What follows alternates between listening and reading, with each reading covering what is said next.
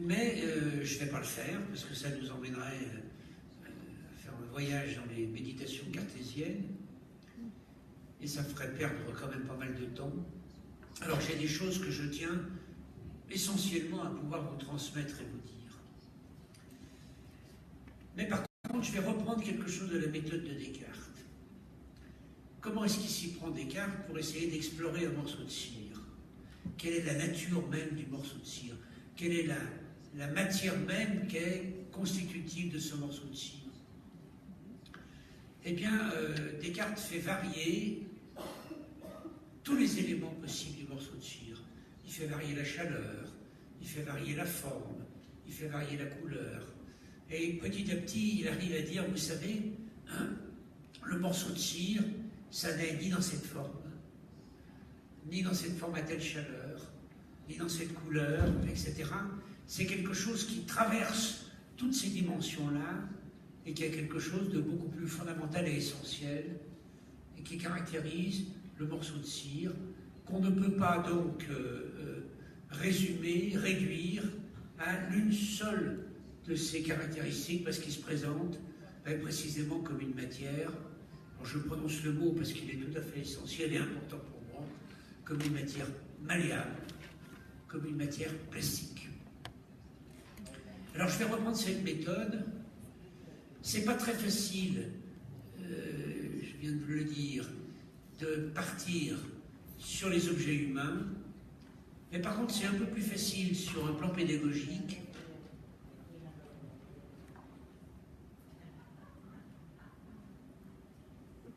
Je vous laisse terminer votre conversation, madame.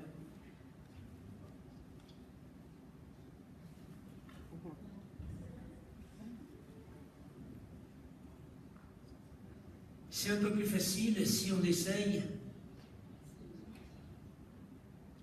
d'explorer. Alors pourquoi c'est difficile sur les sujets humains? C'est parce qu'il faudrait monter des expérimentations.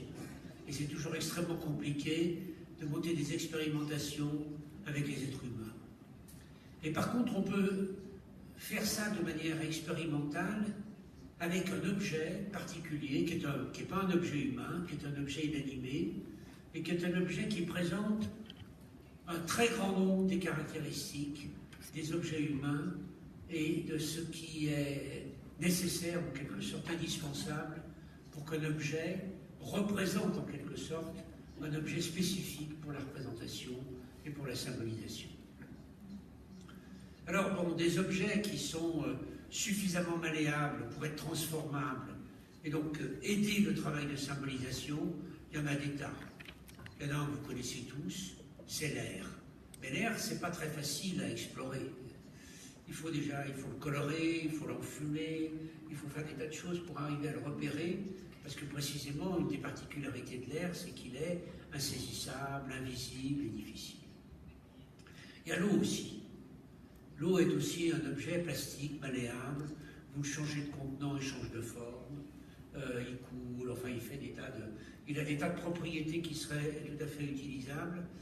Mais c'est compliqué parce que là aussi, l'eau vous glisse entre les doigts et il y a quelque chose qui fait qu'il est impropre à représenter suffisamment de propriétés de la symbolisation. Alors, par contre, il y a un autre objet qui est un peu plus tardif dans l'utilisation que les enfants peuvent en faire et qui est un objet qui, pour moi, est un objet qui représente de manière relativement idéale l'ensemble des propriétés des objets qui sont propres à la symbolisation. C'est un objet qui est beaucoup utilisé dans les jeux des enfants. C'est un objet que j'ai déjà évoqué tout à l'heure quand j'ai évoqué l'anorexie. Et vous vous souvenez que je vous avais dit que la chercheuse qui s'est plongée sur les problématiques anorexiques a utilisé de la pâte à modeler. Elle a utilisé de la pâte à modeler précisément en fonction de tout ce que j'avais pu essayer de mettre en évidence sur cette matière malléable, plastique particulière, qu'est la pâte à modeler.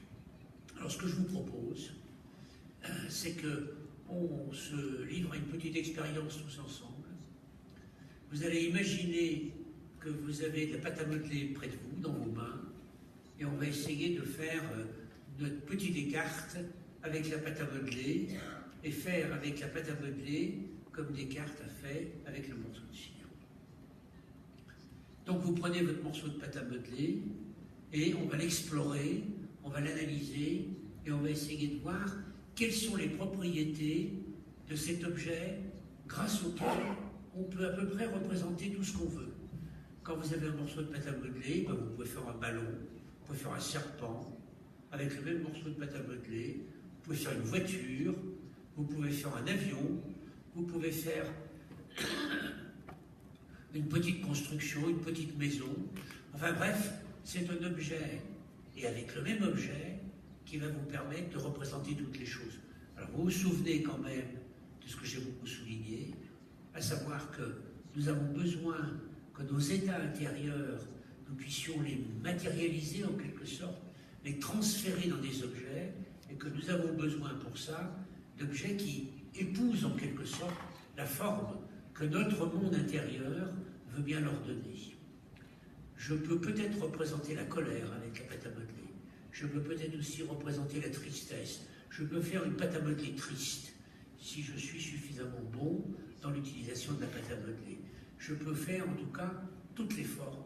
C'est plus compliqué, c'est plus difficile concernant les formes qui sont les formes les plus abstraites, mais bon, vous pouvez penser par exemple à tout ce qu'on peut faire avec de la peinture et comment on peut représenter tous les états intérieurs avec de la peinture.